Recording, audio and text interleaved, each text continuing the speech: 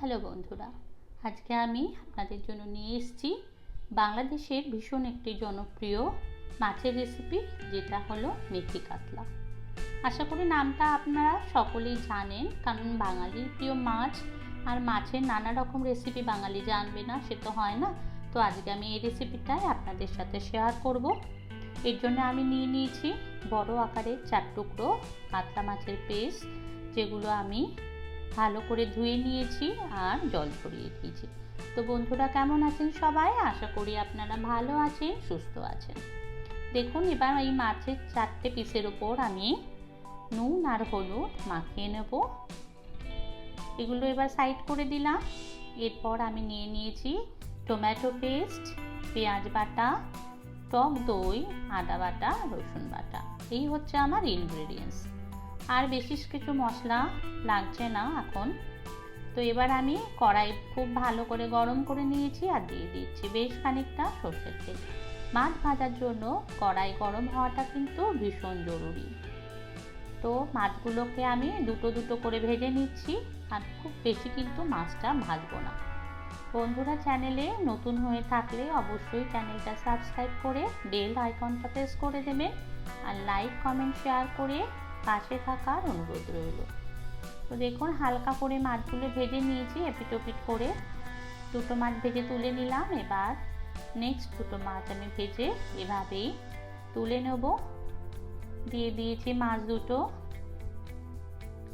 খুব বেশি টাইম লাগে না এই রেসিপিতে, জানেন তো, ভীষণ তাড়াতাড়ি হয়, অথচ খেতে কিন্তু দুর্দান্ত লাগে। যদি চটজলদি কোনো রেসিপি আপনার করতে ইচ্ছা করে বা একটু মুখ বদলাতে ইচ্ছা করে, তাহলে কিন্তু এই রেসিপিটা বানিয়েই নিতে পারেন। এবার আমি নিয়ে নিচ্ছি টক দইটা একটা বাটির মধ্যে। এখানে 2 টেবিল চামচ টক দই আছে।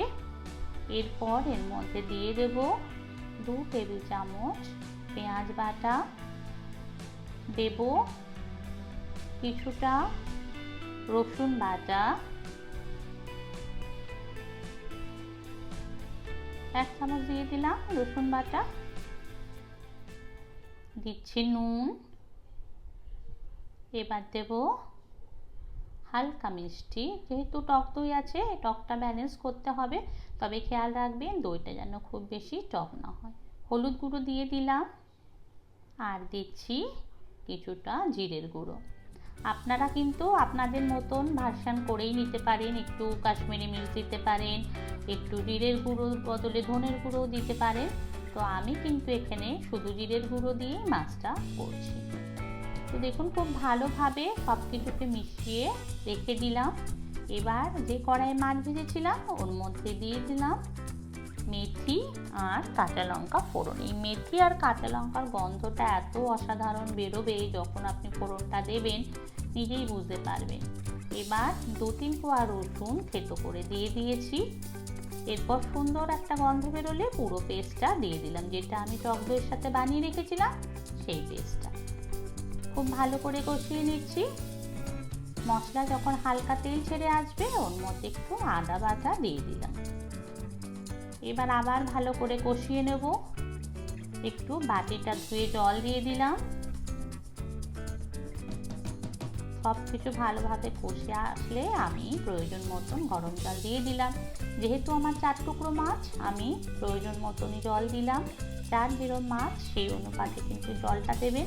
তবে মনে রাখবেন, এই রেসিপিতে খুব বেশি ঝোল কিন্তু হয় না, একটু গা মাখা খেতেই ভালো লাগে। ঝোলটা ফুটে উঠেছে, মাছের পিসগুলো এবার দিয়ে দিচ্ছি। আঁচটাকে আমি লো মিডিয়াম ফ্লেমে রেখে ফোটাবো, যেহেতু মাছটা আমার পুরোপুরিভাবে ভাজা হয়নি, সেহেতু আমাকে একটু সময় নিয়ে এটা ফুটতে দিতে হবে, নাহলে মাছের ভেতরে কাঁচা থেকে যাবে।